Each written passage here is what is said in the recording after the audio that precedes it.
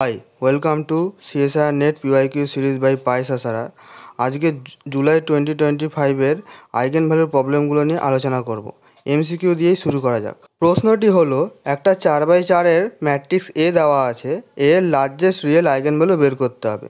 চারটে অপশানও দেওয়া আছে, চলো সলভ করি। লক্ষ্য করো, প্রতিটা রোয়ের এন্ট্রিগুলোর যোগফল 101, তাহলে 101 একটি আইগেন ভ্যালু হবে।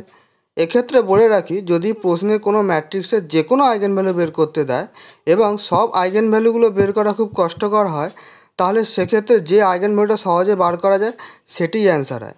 এখানেও অপশান এ ট্রু হবে। কিন্তু যদি লজিক চাও তাহলে ফরবেনিয়াস পেরেরের থিওরেমটা দেখো। বলছে বি যদি কোনো n/n real matrix with non negative entries হয় এবং যদি কোনো আইগেন ভেক্টরের প্রতিটা এন্ট্রি স্ট্রিক্টলি পজিটিভ হয়, তাহলে করসপন্ডিং আইগেন ভ্যালুটা লার্জেস্ট রিয়েল আইগেন ভ্যালু হবে। আমাদের ক্ষেত্রে 1111 এই ভেক্টরটি নিলে আইগেন ভ্যালু হয় 101। এবার MSQ 1-এ আসা যাক। এখানে 2/2 এ দুটো আলাদা রিয়েল ম্যাট্রিক্সের জন্য নিচের চারটির কোনগুলি ঠিক তা বের করতে হবে। চলো সলভ করি। যদি এ ইনভার্টিবল হয় তবে AB = A BA A inverse হবে, মানে AB আর BA সিমিলার ম্যাট্রিক্স হবে, তাই তাদের সেম মিনিমাল পলিনোমিয়াল থাকবে। সুতরাং অপশানে ট্রু হবে। আমরা জানি কোনো n/n ম্যাট্রিক্স M এর একটি আইগেন ভ্যালু 0 হবে যদি এবং কেবলমাত্র যদি ডিটারমিনেন্ট অফ M 0 হয়।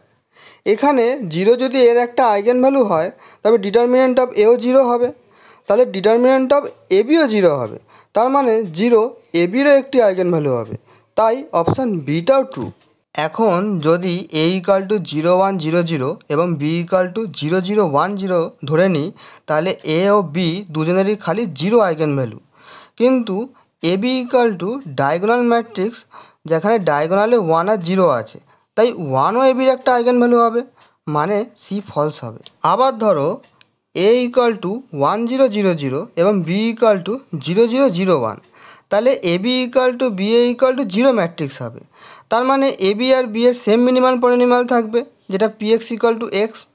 কিন্তু A এবং B কেউই ইনভার্টিবল নয়, তাই ডি অপশানটাও ফলস। তাহলে অ্যান্সার হলো A এবং B। পরের MSQ। এখানে SRT দুটো C2 থেকে C2 লিনিয়ার ট্রান্সফরমেশন দেওয়া আছে, আর ST-TS এবং ST-TS এর হোল স্কোয়ারের ওপর কিছু অপশান দেওয়া আছে। সমাধানের শুরুতেই আমরা ST-TS = A ধরে নেব, তাহলে ট্রেস A = 0 পাবো এবং A একটি 2/2 ম্যাট্রিক্স অফ কমপ্লেক্স নাম্বারস হবে। সুতরাং A দুটো আইগেন ভ্যালুই থাকবে, সেটা রিপিটেডও হতে পারে। এখন ধরে নিই সেটা A ও A ড্যাশ, কিন্তু যেহেতু ট্রেস A = 0, তাই A ড্যাশ অবশ্যই -A হবে। এখন লক্ষ্য করো, এর ক্যারেক্টারিস্টিক পলিনোমিয়াল হলো x² - ট্রেস x - a² বা x² - a², কারণ ডেট অফ A (a) এবং ট্রেস অফ A = 0, তাই বাই ক্যালি-হ্যামিল্টন থিওরেম আমরা পাবো a² - a²i = 0 বা a² = a²i।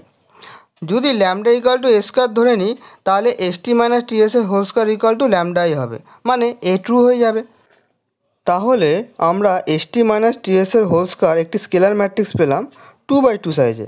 তাহলে ক্যারেক্টারিস্টিক পলিনোমিয়াল অবশ্যই x - λ² হবে কোনো একটা কমপ্লেক্স নাম্বার ল্যামডার জন্য, তাই বি অপশানটাও ট্রু। আবার এর যদি একটাই আইগেন ভ্যালু থাকে তবে A = -A হবে, মানে আইগেন ভ্যালুটা অবশ্যই 0 হবে, তাই আগের মতোই আমরা পেয়ে যাব ST-TS এর হোল স্কোয়ার = 0i বা 0 ট্রান্সফরমেশান, তাই অপশান ডিও ট্রু। আবার ধরো S = 2 0 0 1 এবং T = 1 1 0 1, তাহলে ST-TS হয়ে যাবে 0 1 0 0। এখানে 0ই কিন্তু শুধু একমাত্র আইগেন ভ্যালু, কিন্তু ST-TS মোটেই স্কেলার ম্যাট্রিক্স নয়, তাই সি ফলস হবে। সুতরাং অ্যান্সার হবে A B এবং D। এবার লাস্ট MSQতে আসা যাক। এখানে একটি C7 থেকে C7-এ লিনিয়ার ট্রান্সফরমেশন দেওয়া আছে, আর বলে দেওয়া আছে 2 3 5 হলো আইগেন ভ্যালু। টি এর একটি রিলেশনও দেওয়া আছে, আর একটা সাবস্পেসও দেওয়া আছে। বলতে হবে নিচের চারটি অপশানের মধ্যে কোনগুলো সত্যি। আমরা শুরু করব x minus two whole square into x minus three whole square into x minus five whole স্কোয়ারকে পিএক্স ধরে নিয়ে। তাহলে টি এর মিনিমাল পলিনোমিয়াল পিএক্সকে অবশ্যই ডিভাইড করবে। তাই প্রত্যেকটা আইগেন ভ্যালু মাল্টিপ্লিসিটি মিনিমাল পলিনোমিয়ালে অ্যাটমোস্ট 2 হতে পারে। তাই টি এর জিসিএফে প্রতিটা জর্ডান ব্লকের সাইজও 2-এর বেশি হতে পারে না।